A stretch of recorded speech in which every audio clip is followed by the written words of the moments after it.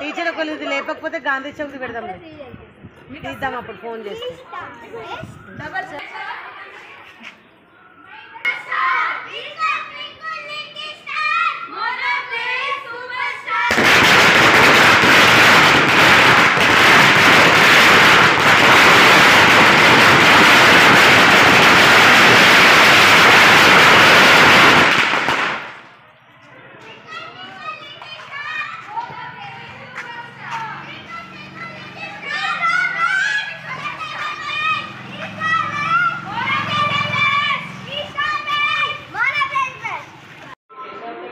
From Mona Play High School, Sadasupet.